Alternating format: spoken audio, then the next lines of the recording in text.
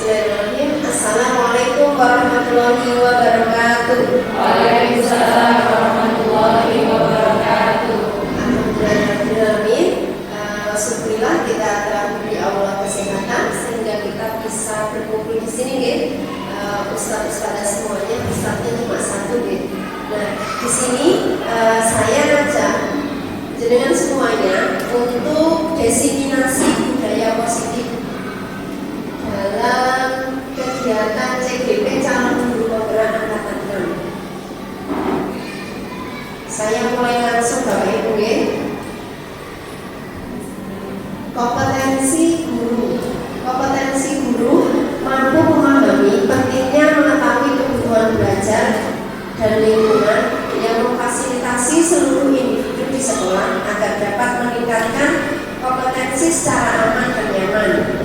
Guru mampu menggerakkan komunitas sekolah untuk bersama-sama mengembangkan dan mewujudkan visi sekolah yang berpihak pada murid dan berlandaskan nilai-nilai kebajikan universal. Kemudian capaian umumnya apa? Memahami konsep pendidikan menurut Ki Hajar Dewantara dihubungkan dengan konsep budaya dan lingkungan positif di sekolah yang berpihak pada murid. Melakukan evaluasi dan refleksi tentang praktek disiplin dan pendidikan Indonesia secara umum untuk mendapatkan pemahaman baru mengenai konsep disiplin positif. Untuk menciptakan murid dengan profil pelajar Pancasila. Kemudian memahami peran sehingga guru untuk membangun budaya positif dengan menerapkan konsep disiplin positif dalam berinteraksi dengan murid. Jadi di sini untuk interaksi siswa dengan murid itu sangat dibutuhkan sekali dan kita yang kita pelajari menurut Ki Hajar Dewantara. Untuk capaian khususnya di sini mendemonstrasikan pemahaman mengenai konsep budaya positif yang di dalamnya terdapat konsep perubahan paradigma stimulus respon dan teori kontrol. 3 teori motivasi perilaku manusia, motivasi internal dan eksternal, keyakinan kelas, hubungan dan penghargaan. Kemudian 5 kebutuhan dasar manusia, 5 posisi kontrol guru dan segitiga restitusi. Kemudian menerapkan strategi disiplin positif yang memerdekakan murid untuk menciptakan ekosistem sekolah aman dan berpihak pada anak. Kemudian menyusun langkah-langkah dan strategi aksi nyata yang efektif dalam mewujudkan kolaborasi dengan seluruh pemangku kepentingan sekolah agar tercipta budaya positif yang dapat mengembangkan karakter murid. Kemudian yang terakhir, bersikap reflektif dan kritis terhadap budaya di sekolah dan senantiasa mengembangkan sesuai kebutuhan sosial dan emosional murid. Kemudian pertanyaan pemantik. Di sini ada 1, hukuman dapat mendisiplinkan anak. Kedua, pemberian hukuman dengan hal positif seperti membaca atau membersihkan halaman sekolah dapat meningkatkan disiplin anak. Yang ketiga, memberi penghargaan dapat meningkatkan motivasi belajar anak. Kemudian yang kedua, pemberian hukuman dengan hal positif seperti membaca atau membersihkan halaman sekolah dapat meningkatkan disiplin anak. Benar atau salah? Benar. Menurut Anda benar? Oke.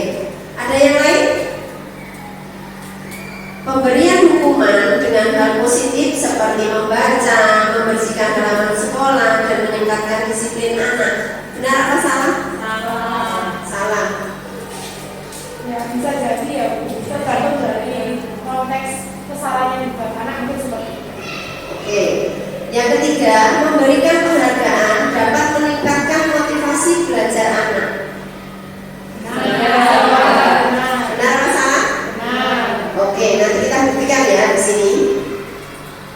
Nah, sekarang topik yang dipelajari, disiplin positif dan nilai-nilai kebajikan universal. universal. Yang kedua, teori motivasi, hukuman dan penghargaan.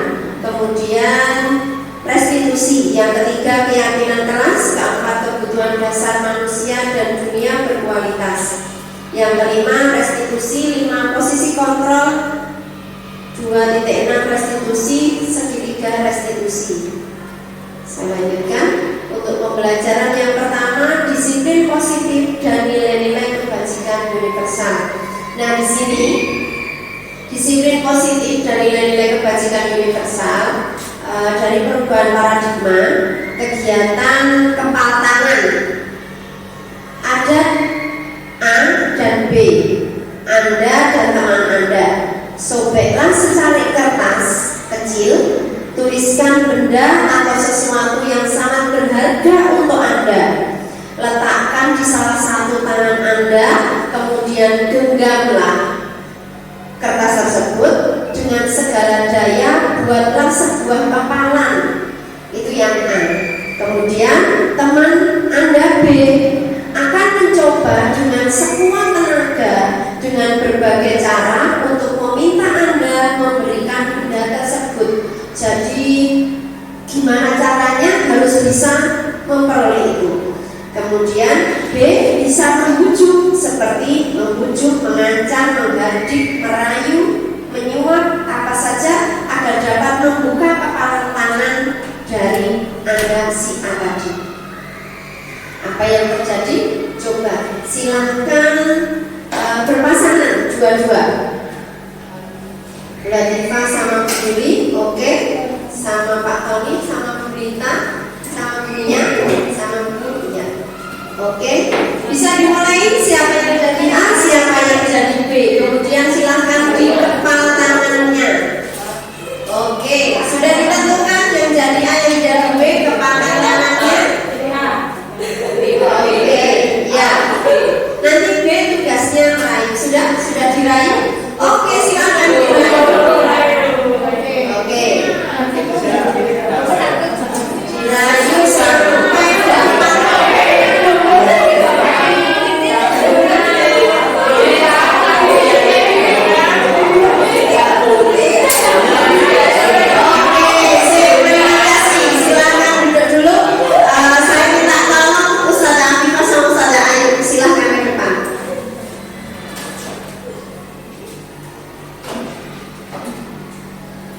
Yang jadi A siapa? Ustazah Ayu. Yang jadi B Ustazah Akifah. Oke, sekarang Ustazah Akifah silakan diraih Ustazah Ayu. 2000 yang cantik. Saya boleh lihat kertasnya? Sedikit aja. Enggak sedikit. Enggak boleh. Itu tak paksa loh. Kamu juga paksa loh. Tak ngomong.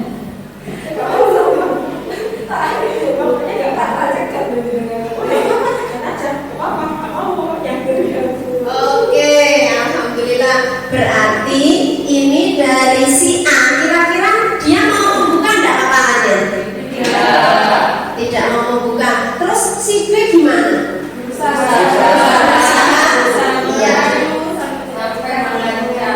Berusaha merayu sampai mengancam, sampai mau membujuk, sampai mau dicegah kalau pulang ya. Oke, di sini maka kalau memiliki sebuah keinginan atau memiliki sebuah harapan, dia kepingin meneruskannya atau kepingin mewujudkan harapannya supaya kalau tidak dilihat temannya itu seperti apa. Dia ingin mencapai impiannya atau harapannya itu dengan cara dipertahankan terus. Lanjutkan lagi. Kemudian perubahan paradigma teori kontrol atau teori pilihan. Ilusi kontrol. Ilusi guru mengontrol murid. Ilusi bahwa kritik dan membuat orang merasa bersalah dapat menguatkan karakter. Ilusi bahwa semua penguatan positif efektif dan bermanfaat. Ilusi bahwa orang dewasa memiliki hak untuk memaksa. Jadi kita sebagai seorang guru itu sebenarnya tidak boleh memaksa murid untuk nurut sama kita. Kalau bisa, kamu karena kita ini untuk sekolah yang berpihak pada murid, jadi kita yang menuntun murid seperti apa jadinya, kemudian kita yang membimbing mereka, menuntun sampai mereka bisa, bukan yang mereka harus nurut sama kita atau kita yang memaksa dia, seperti itu. Lanjutkan lagi. Kemudian perubahan paradigma, stimulus, respon, teori kontrol, teori pilihan. Siapa sesungguhnya yang memiliki kontrol?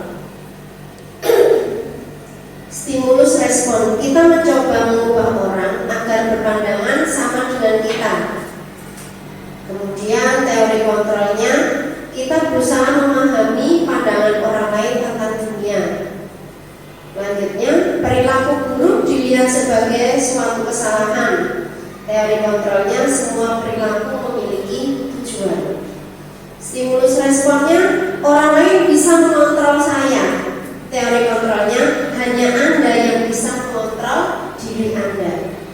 Stimulusnya lagi, saya bisa mengontrol orang lain, Anda tidak bisa mengontrol orang lain. Pemaksaan ada pada saat rujukan gagal. Kolaborasi dan konsensus menciptakan pilihan-pilihan baru. Kemudian model berpikir menang atau kalah. Selanjutnya lagi model berpikir menang-menang. Nah, di sini ada disiplin positif, teori kontrol atau teori pilihan dari Dr. William. Anda tidak bisa mengontrol orang lain, hanya Anda yang bisa mengontrol diri Anda. Semua berperilaku memiliki tujuan. Kemudian model berpikir menang-menangan, kolaborasi dan konsensus menciptakan pilihan-pilihan baru. Kemudian realitas atau kebutuhan kita berbeda. Kita berusaha memahami pandangan orang lain tentang dunia. Setiap orang memiliki gambaran berbeda. Dari yang pertama, Anda tidak bisa mengontrol orang lain. Di sini makna disiplinnya belajar kontrol dari dengan menggali potensi kita agar tercapai tujuan mulia, yaitu sesuatu menjadi seseorang yang kita inginkan berdasarkan nilai-nilai yang kita hargai. Kemudian untuk semua perilaku memiliki kejujuran. Teori motivasi memiliki tujuan. Teori motivasinya ada motivasi ekstrinsik dan motivasi intrinsik. Kemudian untuk ekstrinsiknya untuk menghindari hukuman, kemudian untuk mendapat imbalan. Terus untuk intrinsiknya untuk menghargai diri sendiri, nilai-nilai kebajikan universalnya keyakinan kelas. Lanjutnya lagi untuk model berpikir menang-menangan. Nah, di sini ada 5 posisi kontrol. 5 posisi kontrol di sini sebagai pendidik atau pengajar. Di sini ada pembohong, pembuat rasa bersalah, kemudian teman, pemantau, manajer. Nah, yang cocok untuk kita itu adalah apa? Ada yang tahu? Yang cocok untuk kita? Teman, pemantau, manajer. Yang mana? Nah, kalau di sini saya melihat karena belum ada penjelasannya ya. Di sini akan saya kasih cuplikan untuk kita cocoknya di manajer. Nah, kemudian di sini bawahnya untuk posisi kontrol itu ada segitiga restitusi. Coba dibaca Ustazah Latifah, segitiga restitusi.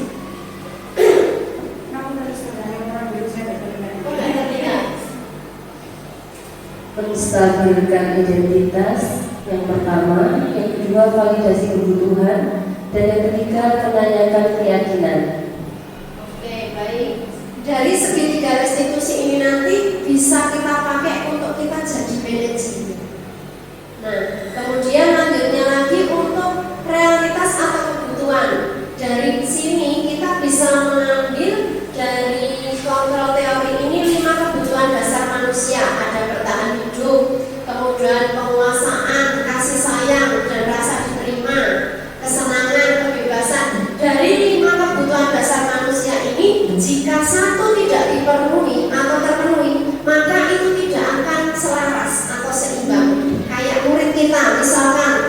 kebutuhan untuk kasih sayangnya, untuk kasih sayang rasa diterimanya dia tidak ada di sekolah. Jadi tidak diterima teman, tidak diterima gurunya, otomatis bagaimana muridnya? Ada yang tahu? Tidak percaya diri, ada lagi Bu? Tidak nyaman di kelas, pengen pindah kelas. Oh, tidak nyaman di kelas, ingin pindah kelas. Iya, sama seperti juga kita. Kalau kebutuhan dasar 5 kita itu tidak terpenuhi, kita juga akan oleng, tidak akan selaras. Kita lanjutkan lagi. Nah, di sini apakah makna dari disiplin?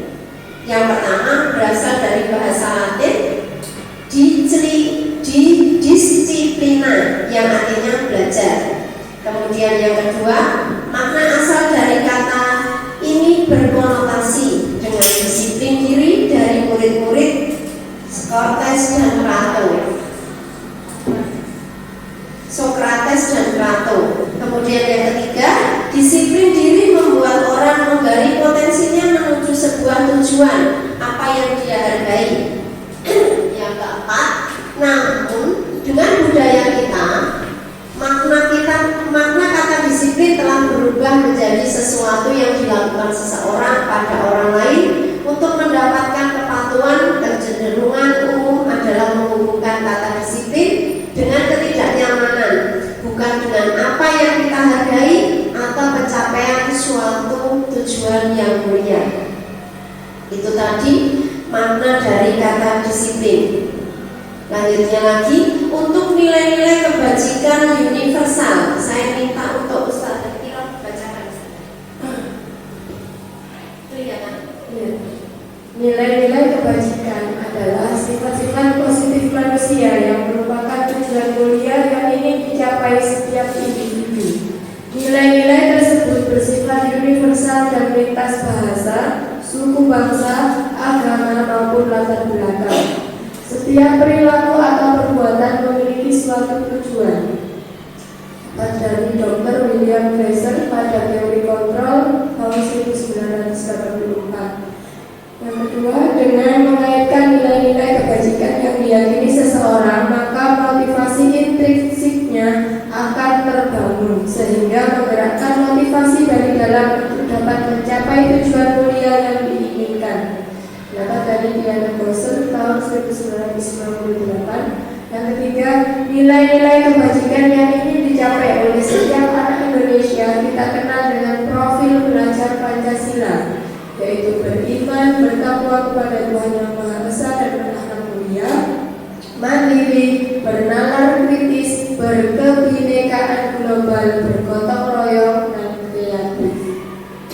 Baik, terima kasih Ustazah. Nah, di sini untuk nilai-nilai kebajikan, profil pelajar Pancasila, panjenengan semua sudah ada yang mempelajarinya, yang di kurikulum Merdeka kelas 1 sampai kelas 4. Saya lanjutkan, Sekarang pembelajaran yang kedua, teori motivasi, hukuman dan penghargaan, restitusi.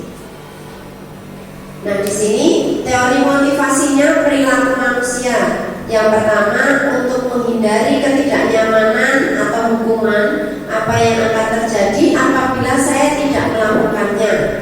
Itu motivasi eksternalnya. Kemudian turun lagi untuk mendapatkan imbalan dari orang lain atau institusi apa yang akan saya dapatkan apabila saya melakukannya. Jadi kalau melakukan sesuatu dia inginnya dapat imbalan, kemudian karena biar tidak dihukum atau dan lainnya gitu. Kemudian yang ketiga, untuk menghargai diri sendiri, saya akan menjadi orang yang seperti apa apabila saya melakukannya. Nah, di situ dari motivasi eksternalnya kemudian turunnya sampai ke motivasi internal untuk dirinya sendiri, tujuan disiplin positifnya. Dan di sini sudah disampaikan oleh Bapak Ki Hajar Dewantara.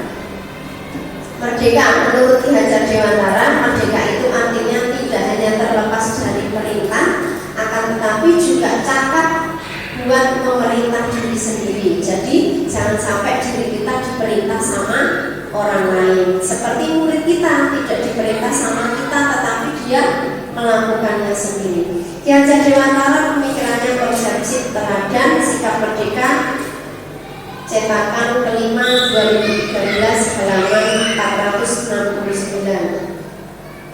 Nah, di sini ada didukung oleh penghargaan, bahwa penghargaan berlaku sama dengan hukuman, dalam arti meminta atau membujuk seseorang melakukan sesuatu untuk memenuhi suatu tujuan tertentu dari orang yang meminta atau membujuk dorongannya eksternal, dan ada faktor ketergantungan beberapa dampak dari pemberian penghargaan. Dari Alif Kon,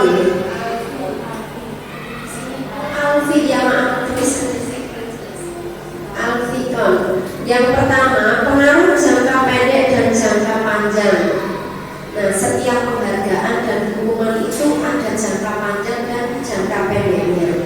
Kemudian penghargaan, hukuman, penghargaan mengurangi ketepatan, penghargaan tidak efektif, penghargaan merusak hubungan, kemudian penghargaan menurunkan kualitas, penghargaan mematikan kreativitas, penghargaan mengurangi motivasi intrinsik.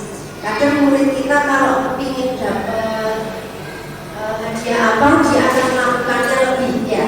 Tetapi kalau tidak mendapatkan penghargaan, dia tidak akan melakukannya. Nah, di situ nanti akan membuat penghargaan itu mengurangi motivasi intrinsiknya, motivasi dirinya sendiri. Saya lanjutkan lagi. Untuk bentuk program kebajikan, apresiasi, dalam memberikan apresiasi atau pengakuan perlu diingat beberapa hal. Beri dukungan secara khusus, beri pengakuan secara pribadi, beri pengakuan kepada semua murid secara bergantian, beri pengakuan secara konsisten, fokus pada proses. Jadi kalau misalkan memberi dukungan kepada murid, kita secara bergantian. Jadi tidak monoton hanya itu saja, biar yang lain juga merasakan. Kemudian contoh pengakuan atau apresiasi pembuka, kemarin saya perhatikan. Kemudian nilai kebajikannya, rasa empatimu besar sekali. Situasi pada saat menolong murid baru di kelas kita. Kemudian lagi yang bawahnya, saya menghargai kepedulianmu, kebajikannya, situasinya pada saat kamu membantu teman-temanmu di tugas kelompok. Kemudian terima kasih untuk bla bla bla bla. Kemudian nilai kebajikannya apa? Rasa tanggung jawabmu atau apa nanti dengan bisa ke muridnya dengan masing-masing. Kemudian situasinya yang seperti apa? Pada saat kamu memungut kertas yang berserakan di lantai atau saat membersihkan apa. Jadi di situ kita bisa memberi apresiasi lewat ucapan kita. Jadi tidak perlu dengan sebuah hadiah atau barang. Oke, sudah paham ya dari situ ya? Oke. Kemudian tugas perbedaan hukuman dan konsekuensi. Coba dengan baca, kira-kira tindakan guru ini termasuk hukuman atau konsekuensi. Kelihatan mau boten? Saya kasih waktu 1 menit.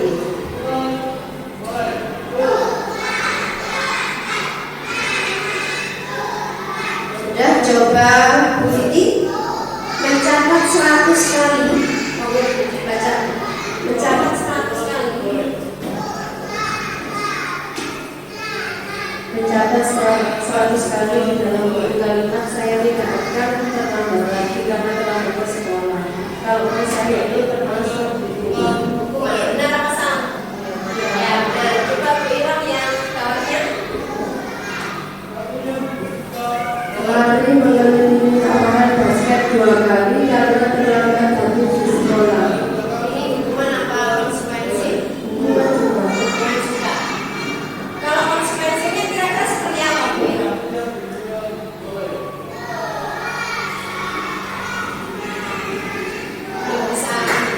belum. Ya sudah, Ya. Mungkin diminta untuk push up 12 kali karena tidak menggunakan masker ke sekolah. Termasuk juga.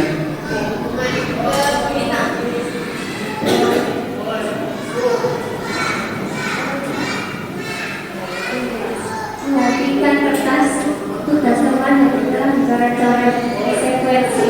Menurut saya itu konsekuensi Bu, karena kan tidak memberatkan siswa B. Kalau siswa itu melaksanakan tugasnya karena dia sudah melakukan sesuatu sendiri.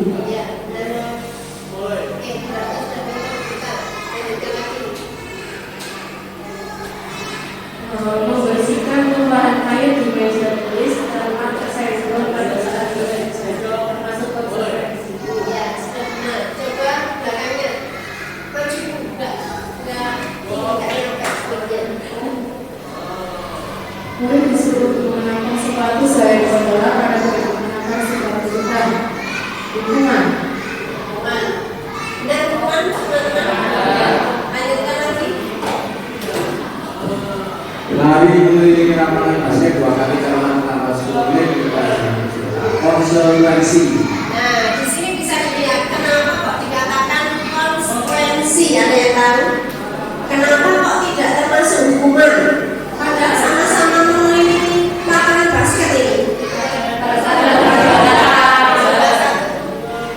Karena permintaan untuk mengelilingi lapangan itu ketika pembelajaran videokan. Oh iya, benar sekali. Oke, baik. Berarti sudah paham ya dari sini ya. Kalau konsekuensi itu seperti apa, kalau hukuman itu seperti apa. Oke, saya lanjutkan. Sekarang tugas perbedaan hukuman dan konsekuensi. Nah ini saya ulas. Yang pertama tadi hukuman, yang kedua hukuman, yang ketiga hukuman, yang keempat konsekuensi. Karena sesuai yang dikatakan sama Bu Rita tadi ya, mencoret-coret tadi. Kemudian yang keempat, yang kelima konsekuensi juga. Kemudian yang keenam hukuman, yang terakhir konsekuensi. Baik, saya lanjutkan lagi. Sekarang perbedaan hukuman dan konsekuensi. Nah, di sini kalau hukuman itu sesuatu yang menyakitkan harus terjadi pada murid kita, pada kita sendiri ya, pada anak kita sendiri. Kemudian membuat anak sakit fisik maupun hati untuk jangka yang waktunya lama, kayak membekas gitu ya. Nah, kayak masih ingat terus terngiang-ngiang. Kayak dulu misalkan pernah sama guru yang waktu SD dulu pernah dihukum baris di depan, diangkat kakinya satu, itu kan terngiang-ngiang sampai tua ya. Nah, lanjutnya lagi untuk anak membenci kedisiplinan, mesti akal nggak disiplin, nanti aku akan dihukum demikian. Nah, dari situ anak akan merasa dia takut untuk melakukan kedisiplinan. Kemudian paksaan, kalau kamu tidak disiplin, kamu akan ini. Nah, di situ juga anak akan mau melakukan kedisiplinan itu dia enggak. Kemudian mendorong anak menyakiti dirinya sendiri. Lanjutnya lagi konsep diri yang buruk seperti yang sudah kita tadi ya. Kemudian anak belajar untuk menyembunyikan kesalahan karena dia tidak mau dihukum. Jadi yang dia katakan itu tidak mau mengatakan yang sebenarnya. Kayak kamu tahu tadi enggak? Di sini ada uang, enggak? Padahal sudah diambil untuk beli jajan misalkan gitu ya. Nah di situ anak tidak mau mengakui karena kalau dia mengakui otomatis dia akan dihukum. Ya baik. Kemudian marah, rasa bersalah, dipermalukan, merasa tidak dihargai sama teman-temannya. Nah kalau dihukum kan dia maju, misalkan maju, kakinya diangkat satu, teman-temannya membuli enggak? Membuli kan ya. Nah otomatis dia malu atau tidak? Malu, dan dia besoknya lagi dia tidak akan mengulangi itu, tapi dengan catatan biar tidak dihukum, bukan karena kesadaran dirinya sendiri. Baik, kalau konsekuensi beda lagi. Sesuatu harus terjadi. Kalau tadi sesuatu menyakitkan, kalau ini harus terjadi. Kemudian membuat anak merasa tidak nyaman dalam jangka waktu pendek. Jadi kalau yang hukuman itu jangka waktu lama tidak nyaman. Kalau konsekuensi jangka waktu pendek seperti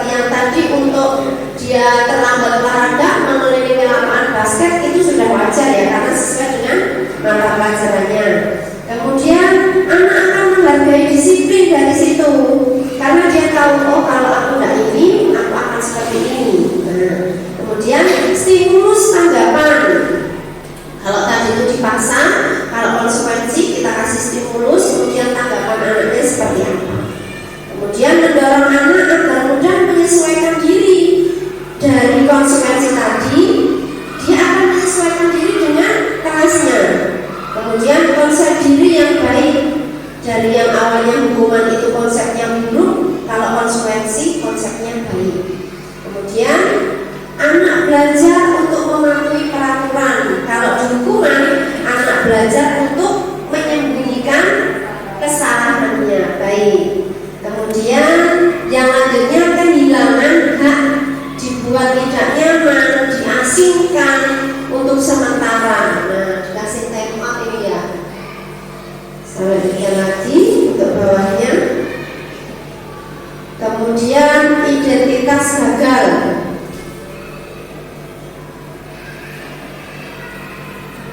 Nah, di sini sesuatu yang menyakitkan harus terjadi, itu hukuman seperti tadi ya.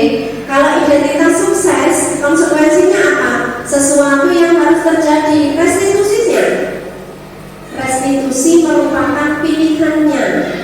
Kemudian tidak nyaman untuk murid, konsekuensinya tidak nyaman untuk murid atau anak dalam jangka pendek. Kalau hukuman jangka panjang, kalau restitusi menguatkan murid atau anak dalam jangka waktu panjang. Jadi tidak dikuatkan di hukumannya, tetapi dikasih tanggapan, dikasih stimulus seperti itu. Kemudian kalau hukuman korban mendapat keadilan, konsekuensinya korban bisa diabaikan. Kalau restitusi, korban mendapatkan ganti. Kemudian murid atau anak akan tersakiti kalau dihukum. Kalau konsekuensinya, murid atau anak dibuat tidak nyaman. Kalau restitusi, murid anak mendapatkan penguatan dari gurunya. Kemudian perilaku pasif agresif meningkat. Kemudian konsekuensinya apa? Penguatan hanya bertahan dalam jangka waktu pendek. Kemudian restitusinya masalah terpecahkan. Sistem tidak akan berjalan bila murid tidak takut. Itu hukuman. Kalau mindsetnya gurunya seperti itu, ya muridnya sudah takut duluan.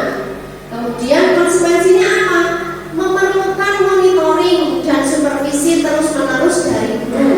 Restitusinya, murid belajar tanggung jawab untuk perilakunya yang telah mereka lakukan. Kemudian berlaku hanya pada sebuah institusi, tidak berjalan pada kehidupan nyata. Kalau restitusinya fokus pada pemecahan masalah dalam jangka waktu panjang. Kemudian yang bawahnya coba dibaca, Bu Ayu. Iya. Peraturannya adalah kamu harus. terus Konsekuensinya apa peraturannya? Mampukah kamu melakukannya? Dan terima kasih. Sedangkan restitusi, apa yang kamu yakini, apa yang bisa kamu lakukan untuk memperbaiki masalah ini. bawahnya itu. Untuk hukuman, murid atau anak membenci peraturan. Sedangkan konsekuensi, murid atau anak menghormati peraturan. Untuk restitusi, murid atau anak menghormati dirinya dan orang lain. Oke, baik. Nah, di sini untuk restitusi itu adalah kita ngajak ngobrol ke anak itu. Jadi kalau untuk hukuman kan dari gurunya harus ini, gitu ya. Kalau konsekuensinya beda lagi. Ada pertimbangan di situ untuk misalkan kayak ngapel apa tadi hukumannya seperti apa, gitu. Apa itu restitusi? Restitusi adalah proses menciptakan kondisi bagi murid untuk memperbaiki kesalahan mereka sehingga mereka bisa kembali pada kelompok mereka dengan karakter yang lebih kuat. Restitusi juga merupakan proses kolaboratif yang mengajarkan murid untuk mencari solusi untuk masalah mereka dan membantu murid berpikir tentang orang seperti apa yang mereka ingin menjadi tujuan mulia dan bagaimana mereka harus memperlakukan orang lain. Jadi biasanya murid itu kalau dia sudah diperlakukan seperti itu, dia akan membalasnya dengan seperti itu pula. Awalnya dilakukan dengan kejahatan, dia juga akan membalasnya dengan kejahatan pula. Nah, di sini untuk ciri-ciri restitusinya, satu, bukan menebus kesalahan. Coba Bu Ira lakukan nanti. 9 ciri-ciri restitusi. Yang pertama, bukan untuk menebus kesalahan, namun untuk belajar dari kesalahan. Nomor 2, memperbaiki hubungan. Nomor 3, tawaran bukan paksaan. Nomor 4, restitusi menuntut untuk melihat ke dalam diri. Nomor 5, restitusi mencari kebutuhan dasar yang mendasari tindakan. Nomor 6, restitusi diri adalah cara yang paling baik. Nomor 7, restitusi fokus pada karakter bukan tindakan. Nomor 8, restitusi fokus pada solusi. Dan yang terakhir, restitusi mengembalikan murid yang berbuat salah pada kelompoknya. Oke, dari sini ada yang ditanyakan untuk ciri-ciri restitusi. Satu jelas? Oke, kalau sudah jelas, saya akan ke pembelajaran ini. Dan di sini, mengapa tidak peraturan saja? Mengapa harus keyakinan kelas? Ada yang bisa menjawabnya? Mengapa kok peraturan saja? Mengapa harus keyakinan kelas? Mengapa tidak peraturan saja? Kalau peraturan kan semua orang harus ditaati. Kalau keyakinan kelas kan beda.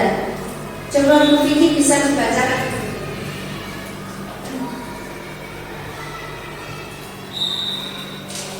Yang pertama, mengapa kita memiliki peraturan harus menggunakan helm bila mengendarai kendaraan roda 2? Yang kedua, mengapa kita memiliki peraturan 3M menggunakan masker, mencuci tangan, dan menjaga jarak 1,5 meter? Dan yang ketiga, mengapa kita memiliki peraturan harus datang tepat waktu pada saat mengikuti pelatihan?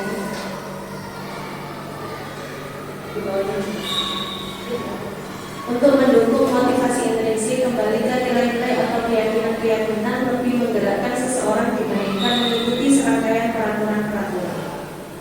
Nah, di sini ada jawabannya.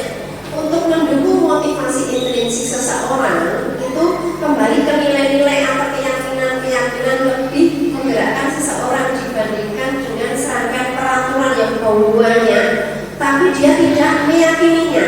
Nah, kalau sudah keyakinan di dalam kelas misalnya, kita buat keyakinan kelas kita.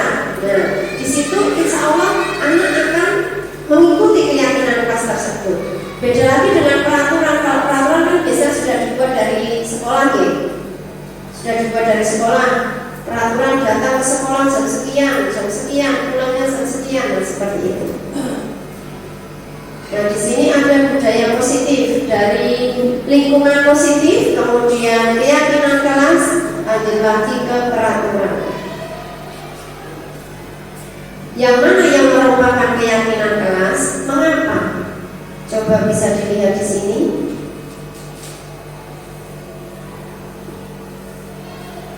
Kesepakatan kelas. A. Kami guru dan murid yang saling menyayangi. Ini kesepakatan kelasnya. B. Kami murid yang semangat belajar. C. Kami murid yang peduli dengan teman-teman. Ini kayak kesepakatan kelas kita. Kemudian dengan yang ini, datang tepat waktu mengucapkan salam. Kemudian menjaga kebersihan sekolah, berdoa sebelum dan sesudah kegiatan, kemudian aktif dalam pembelajaran, selanjutnya yaitu tertib. Di sini yang mana yang merupakan keyakinan kelas? Mengapa? Ada yang tahu? Coba Bu Siska.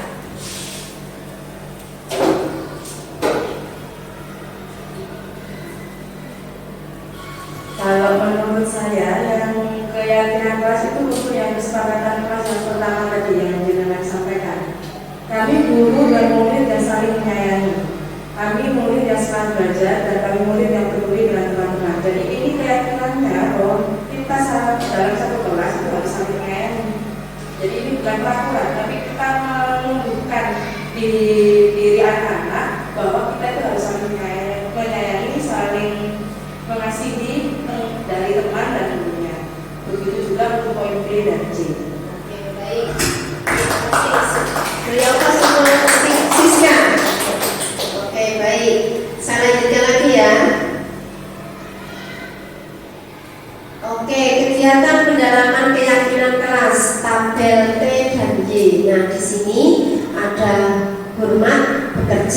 diterima dan memiliki. Kami meyakini bahwa sangat penting untuk menghormati semua orang dan barang milik orang. Kemudian bekerja, kami meyakini bahwa sangat penting untuk mengerjakan segala pekerjaan atau mengikuti kegiatan yang telah ditugaskan. Yang bawahnya diterima dan dimiliki. Kami meyakini bahwa sangat penting untuk merasa diterima pada suatu kelompok dan saling peduli satu dengan yang lainnya. Di sini ada yang terdengar, terlihat, berperilaku. Kemudian yang bekerja, yang sebelahnya lagi ini hormat, bekerja, diterima dan dimiliki. Jadi tampak seperti, tidak tampak, tampak seperti, tidak tampak gitu ya. Jadi kalau tulis hurufnya di situ kan kegiatan untuk pendalamannya kita petakan jadi seperti itu, nanti ketemunya gini. Nah, terdengar suatu orang berbicara, yuk saya bantu, kita bisa selesaikan ini bersama. Terima, tolong, ayo, permisi, boleh saya pinjam, nanti akan segera saya kembalikan. Nah, itu terdengar. Kalau terlihat, berempati terhadap perasaan orang lain, memegang barang milik orang lain hanya dengan izinnya. Kalau tanpa izinnya, dia tidak akan memegangnya atau meminjamnya, apalagi memakainya. Kemudian mendengarkan dengan sesama, senantiasa berbuat baik, berbagi. Kemudian kalau berperilaku, tersenyum ramah, memberikan salam hormat, berjabat tangan, namaste, meletakkan tangan di dada saling, kemudian memberikan ruang bekerja, postur tubuh yang tenang. Kemudian untuk hormat, tampak seperti datang tepat waktu, tidak tampak seperti sering hadir terlambat. Kemudian tampak seperti menyapa teman dan guru setiap hari. Kemudian tidak tampaknya dia tak acuh kepada teman dan guru. Kemudian mengembalikan barang teman yang telah dipinjam kalau di sebelahnya tidak mengembalikan, atau barang yang telah dipinjam dan meletakkannya sembarangan. Jadi pinjamnya di sana, kembalikannya ke sana sampai temannya nyari-nyari. Kemudian kalau bekerja, tekun bekerja dan menyimak guru. Yang tidak tampaknya tidak mendengarkan guru dan acuh tak acuh. Kemudian menyerahkan tugas tepat waktu, yang tidak tampaknya tugas tidak diberikan. Nah, kemudian di sini peraturan sama keyakinan kelas, selalu kembalikan buku ke tempatnya, dilarang mengganggu orang lain, hadir di sekolah 15 menit pembelajaran dimulai, dilarang melakukan kekerasan, dilarang menggunakan narkoba, bergantian atau menunggu giliran, gunakan masker, jangan berlari di kelas atau koridor. Untuk keyakinan kelasnya apa? Kalau ini tadi kan peraturannya semuanya. Ada yang tahu misalkan yang pertama, selalu kembalikan buku ke tempatnya. Kira-kira keyakinan yang bagusnya seperti apa? Ada yang bisa? Aku tanggung jawab. Tanggung jawab. Oke, baik. Kemudian kalau untuk dilarang mengganggu orang lain, apa Pak? Saling menghormati, saling hargai orang lain. Oke, hadir di sekolah 15 menit sebelum pembelajaran dimulai. Oke, baik. Saya buka nih. Nah, di sini bisa dibaca. Monggo. Menghormati orang lain, keselamatan, menghormati yang lain, kesehatan, dilarang menggunakan narkoba, keyakinan kelasnya menjaga kesehatan, menghormati orang lain, dan lain sebagainya. Sudah paham, G? Lanjut lagi untuk pembelajaran yang keempat. Kebutuhan dasar manusia dan dunia berkualitas. Kebutuhan dasar manusia, yang pertama tadi ada kasih sayang dan diterima, karena ada 5 ya tadi. Pertama bertahan hidup, kemudian kasih sayang dan diterima, kemudian penguasaan,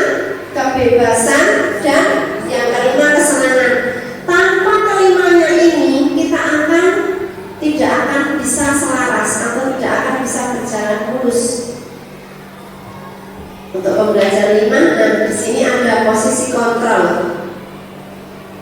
Ada identitas gagal, kemudian identitas berhasil, identitas sukses. Guru membuat, saya baca yang pertama nih, nanti yang lainnya bisa dibaca. Guru berbuat menghardik, menunjuk-nunjuk, menyakiti, menyindir, itu penghukuman. Kemudian pembuatan orang merasa bersalah, berceramah dan memata-matakan terus. Seharusnya itu kamu gini, ibu itu kecewa sama kamu, kamu itu seharusnya begini, nggak bikin aku kecewa dan lain sebagainya. Itu identitas yang gagal. Kemudian identitas yang berhasil seperti apa? Membuat teman, membuatkan alasan-alasan untuk muridnya. Kemudian untuk pemantaunya seperti apa? Menghitung dan mengukur. Itu mengharapkan imbalan atau ketergantungan pada orang lain. Itu identitas berhasil atau sukses atau kontrol dari luar. Kalau kontrol berhasil sukses dari dirinya, itu menghargai dirinya sendiri. Seperti kontrol jadi manajer tadi ya yang saya katakan, mengajukan pertanyaan-pertanyaan. Kenapa sih kok kamu melakukan ini? Apa alasanmu? Ditanya seperti itu. Jadi tidak langsung diceramai terus kemudian dikatakan seharusnya itu kamu seperti ini. Kamu itu sudah mengecewakan ibu. Kamu itu gini. Nah, itu tidak boleh. Itu adalah perbuatan atau posisi kontrol kita itu sebagai pembuat orang merasa bersalah. Jadi jenengan itu merasa bersalah terus gitu. Kemudian kalau penghukuman menghardik anak itu menunjuk-nunjuk, kemudian menyindir anak itu kalau yang bersalah. Nah, menjadi teman membuat alasan-alasan untuk muridnya. Kalau memantau, menghitung, mengukur. Oh, dia itu seperti ini dan apa peraturannya, penyesuaian dirinya dan lain sebagainya. Kalau jadi manajer, mengajukan pertanyaan, apa yang kita yakini, apa yang bisa kau kerjakan untuk memperbaiki masalah ini, menguatkan pribadi. Kemudian murid meletakkan dirinya sebagai individu yang positif dalam dunia berkualitas. Kemudian bagaimana caranya saya bisa memperbaiki keadaan ini? Nah, diterangkan dievaluasi, mengevaluasi diri bagaimana cara memperbaiki dirinya. Jadi itu keluar dari murid itu sendiri, bukan dari gurunya. Kita hanya sebagai manajer bertanya-tanya ini aja, kemudian nanti murid otomatis akan keluar sendiri solusi untuk dirinya sendiri. Lanjutnya lagi, nah di sini ada pertanyaan. Saya kecewa sekali dengan kamu. Pernyataan-pernyataannya untuk juga siapa yang mengatakan pembuat merasa bersalah. Kamu tidak pernah benar melakukannya, itu penghukum. Ayolah lakukan demi ibu, demi bapak, biar nanti ibu gak dimarahi sama kepala sekolah. Nah, dan seperti itu. Apakah kamu mau mendapatkan stiker bintang? Itu dari pemantau. Kemudian kalau manajer, bagaimana kamu bisa menyelesaikan masalah ini? Kemudian kalau penghukum, kamu selalu yang paling terakhir kalau berangkat sekolah. Kamu mesti selalu paling terakhir kalau mengerjakan PR dan sebagainya. Itu namanya penghukum. Lanjut ya. Bergerak antara, nah di sini ada peraturan, pemantau, konsekuensi atau hadiah. Nilai-nilai manajer memperbaikinya. Saya lanjutkan lagi untuk pembelajaran yang ke-6 segitiga restitusi. Kelihatan Bu?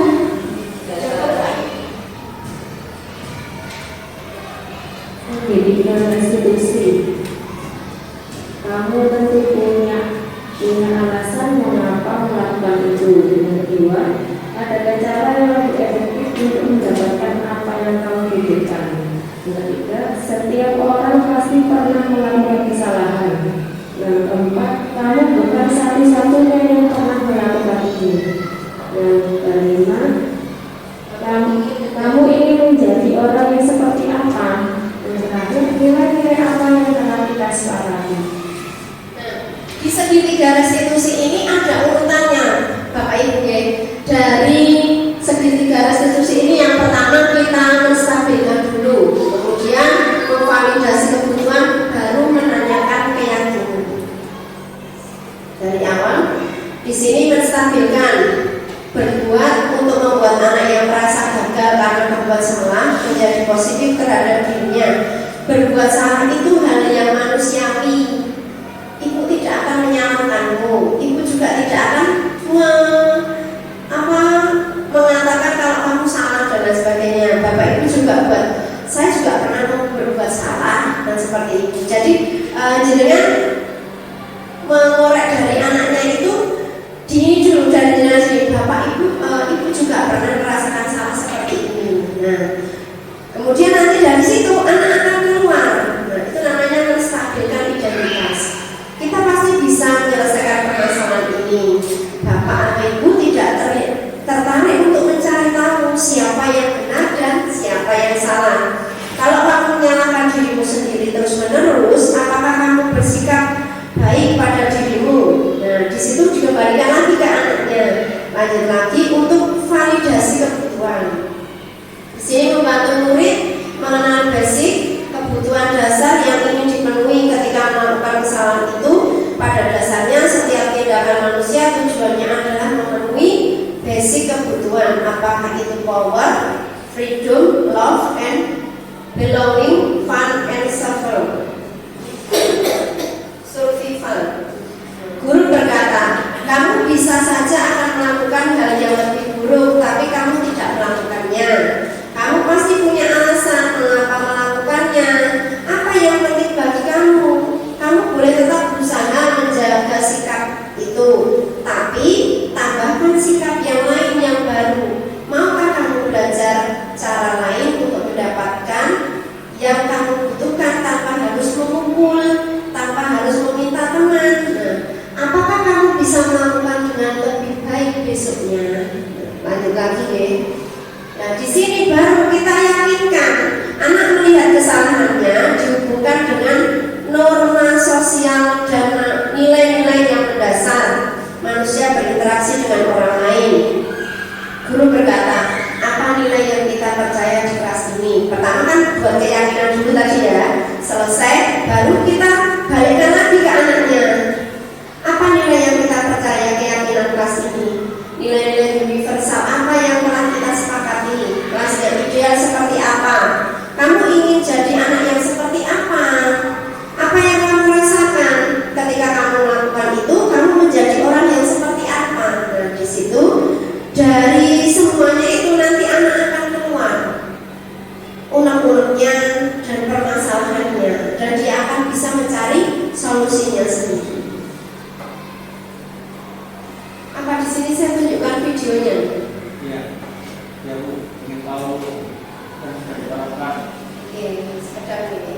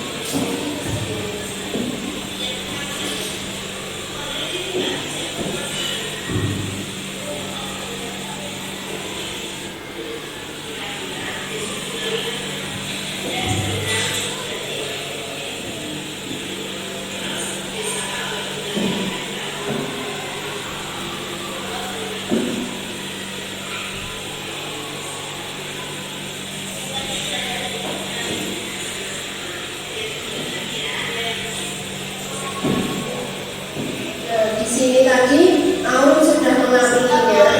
Warahmatullahi wabarakatuh. Perkenalkan, nama saya Agung dari kelas 6 SDI Permata Tanjung. Saya sangat senang karena tidak dihukum oleh sepeda. Meskipun saya tidak membawa buku dan tidur di kelas, saya hanya dipanggil oleh sepeda dan diberi nasihat. Solusi saya adalah meminjam buku paket di kelas lain dan tidak tidur malam-malam agar tidak mengganggu saat jam pelajaran. Sekian. Nah, di situ tadi dia terus telah mengakui, kemudian dia besoknya tidak akan mengulangi kembali. Jika dia tidak bawa, dia akan pinjam ke kelas yang lainnya. Ada lagi satu ini.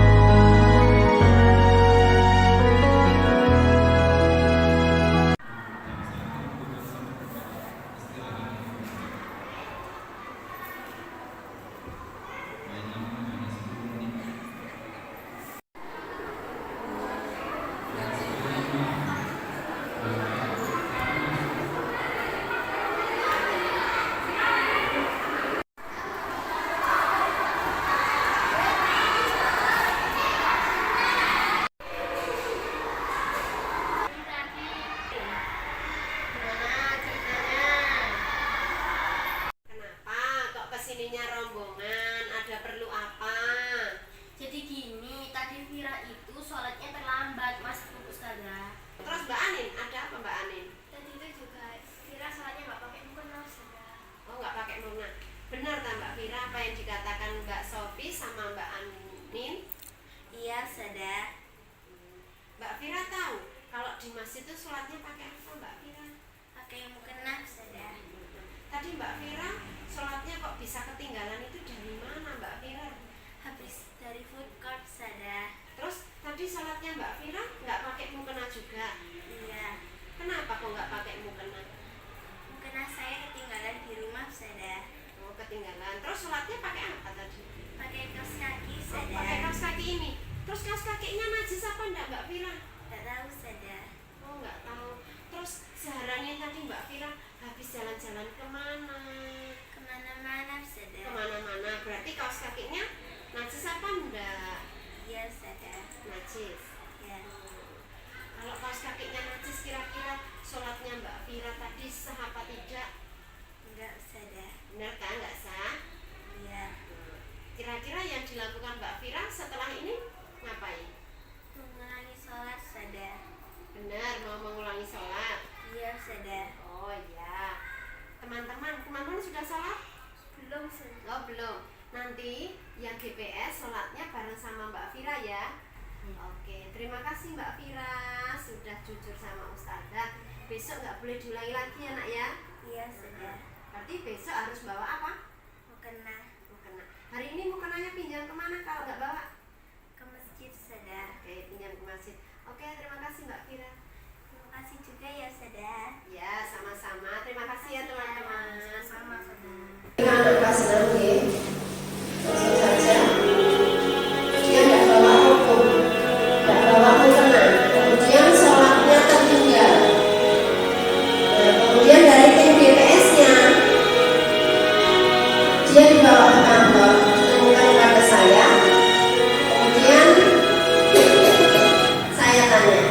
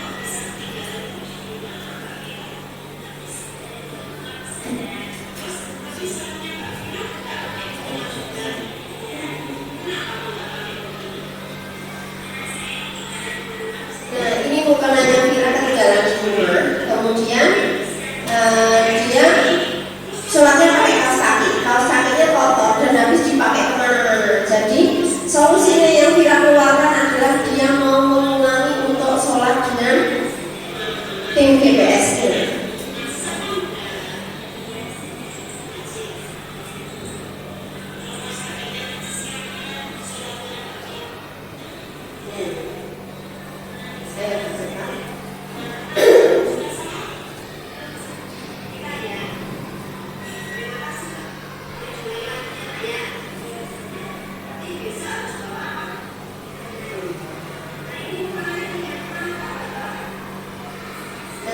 Dia hari ini sholatnya pintu mukena yang ada di masjid. Nah, di sini Vira juga merasakan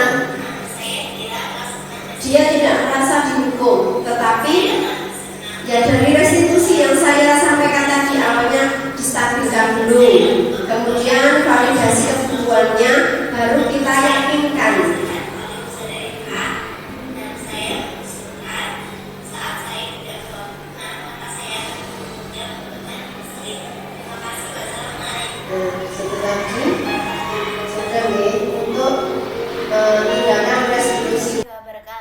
Nama saya Vira, kelas 6 SDIT Permata Mojokerto. Saya merasa senang karena tidak dimarahi dan dihukum oleh Ustazah Eka. Meskipun saya lupa membawa mukena saat sholat zuhur, namun saya diberi nasihat oleh Ustazah Eka dan saya mengusulkan saat saya tidak membawa mukena maka saya akan meminjam mukena di masjid. Terima kasih. Wassalamualaikum warahmatullahi wabarakatuh.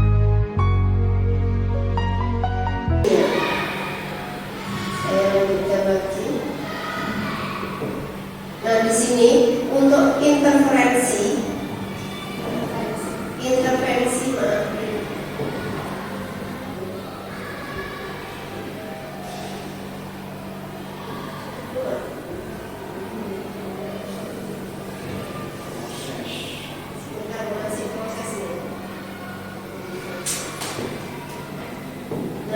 di sini untuk interferensi 30 detik yaitu bisa membantu murid kembali ke tujuan semula dengan cukup singkat dan dengan cara non-konfrontatif, konfrontatif. Pertanyaan-pertanyaan apa yang diajukan biasanya dikemukakan oleh seseorang, pemantau atau manajer.